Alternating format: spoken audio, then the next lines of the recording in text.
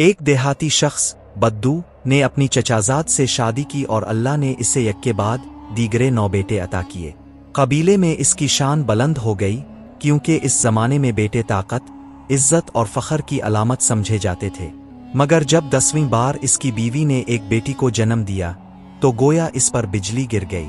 بجائے شکر کے اس کے چہرے پر غصے اور ناگواری کے آثار پھیل گئے۔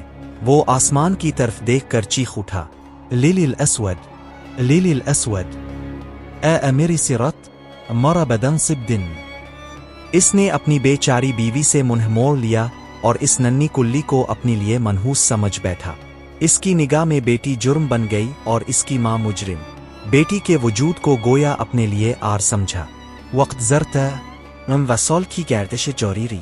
بیٹے جوان ہوئے، شادیاں ہوئیں، ان کے نئے خیمے آباد ہوئے اور پھر ایک دن وہ باپ جو کبھی قبیلے کا فخر سمجھا جاتا تھا اندھا ہو گیا۔ آنکھوں کی روشنی جاتی رہی، طاقت کا غرور مٹ گیا اور وہ بوڑھا اپنے خیمے میں تنہا رہ گیا۔ 9 بیٹے جن پر اس نے ناز کیا تھا اپنی اپنی زندگیوں میں مصروف ہو گئے۔ کسی نے پلٹ کر نہ دیکھا، نہ اس کے دکھ کا مداوع کیا۔ وہ سب جو کبھی اس کی طاقت تھے اس کی کمزوری بن گئے۔ مگر وہ بیٹی، وہی جسے اس نے لیلا السود سیاہ رات کہا تھا، جب یہ خبر سنی کہ اس کا باپ نابینا ہو گیا ہے، دل تھام کر دوڑ پڑی۔ اس نے نہ شکایت کی، نہ ماضی کو یاد کیا، بس خاموشی سے باپ کے خیمے میں داخل ہوئی۔ اس نے اس بوڑھے کمزور جسم کو نہلایا، خیمہ صاف کیا، کھانا پکایا، پانی رکھا۔ اس کے ہاتھوں کی نرمی، اس کی سانسوں کی خوشبو، اس کی خدمت کا خلوص، سب کچھ اس باپ کے دل میں ایک اجنبی سی راحت پیدا کر گیا۔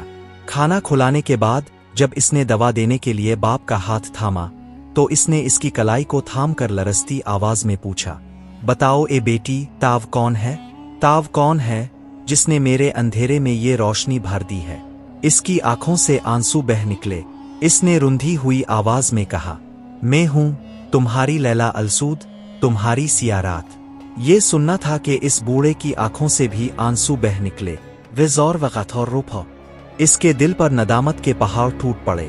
اس نے بیٹی کے ہاتھ تھام کر کہا، بی مجھے معاف کر دو، کاش میری ساری راتیں سیاہ ہوتیں اور ان کی سیاہی تمہارے نور جیسی ہوتی۔